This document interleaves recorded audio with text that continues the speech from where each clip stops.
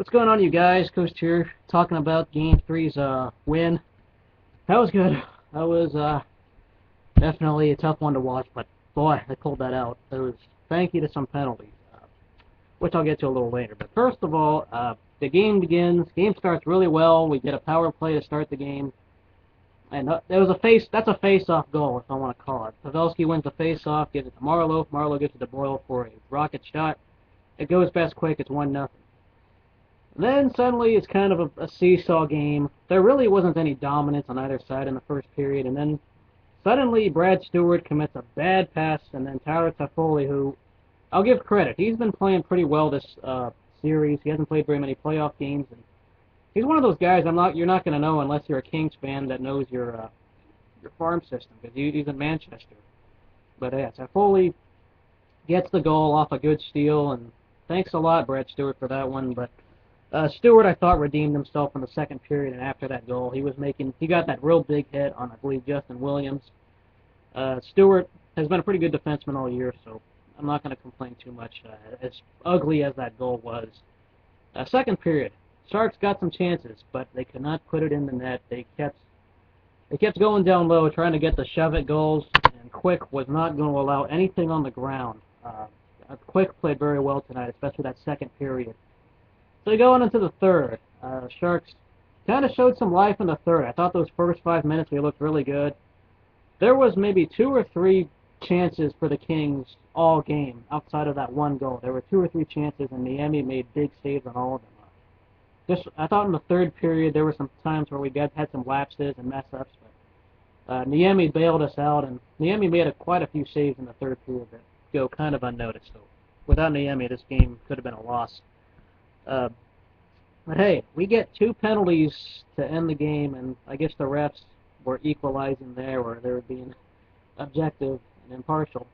I thought those were the right calls. I'm not being biased here. I tried to watch those penalties objectively, and I thought those were the right calls. So Regier, Lewis to the box. We start overtime on the power play, and you're thinking, yeah, if we don't score on this, we don't deserve to win. It's very, very simple in that sense. Thank goodness we scored, because on that 5-on-3, we looked really flat. Thought we were passing too much, or we were just kind of standing there and waiting for something to happen, but the passing wasn't good.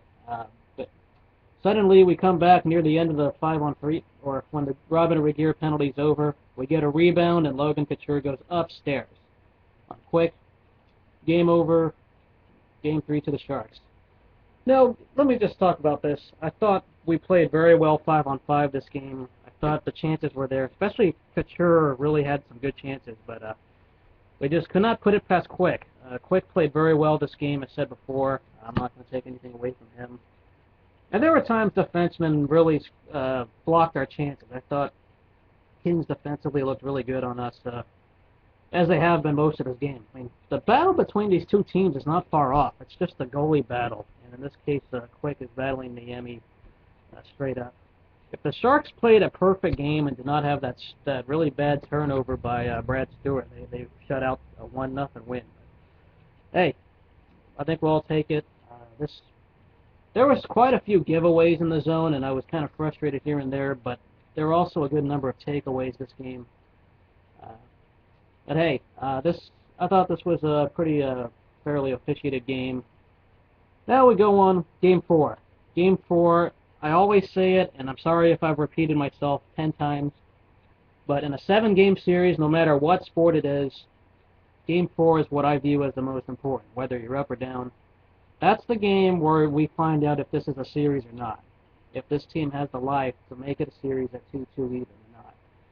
I think we've learned the biggest key to this game is you got to go upstairs on Jonathan Quick, because he is not letting anything get past him on the ground. You got to go upstairs.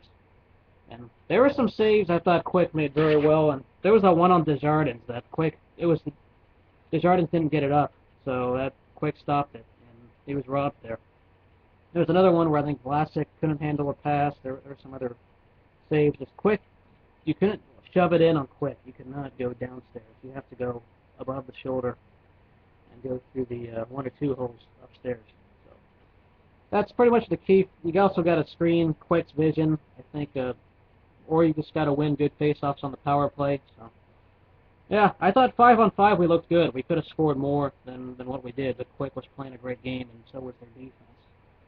Uh, but yeah, Game 4. You got to prove to everyone that you can do it for Game 4. That's your season right there. If you don't win it, then pretty much in losing hope there.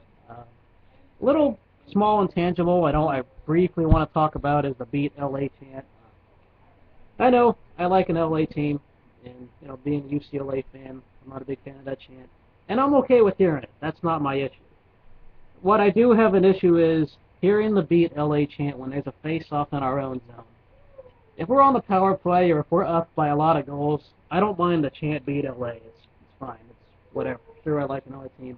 I have thick skin enough. If the Kings are having the puck and they're in our zone and you're chanting beat LA, it feels like a jinx or just they're feeding off of that for a goal to come. Who knows? There were some threats I thought the Kings were making in the middle of that chant.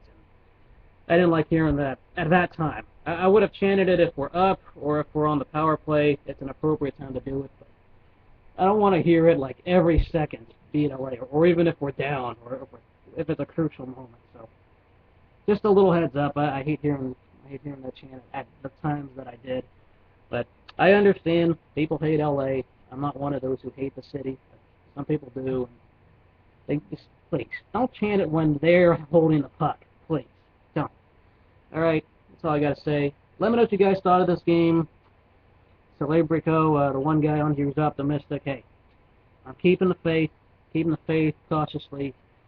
They got to prove to me they can score and quick. The solving quick has been the biggest issue for the Sharks this series. I thought we looked good for 3 periods. Well, the only period that was not good was Game 2 in the third period where we got lucky off that goal. But otherwise, I think we're looking okay, but we got to win Game 4 like anything else. This was a must-win, and so is the next one.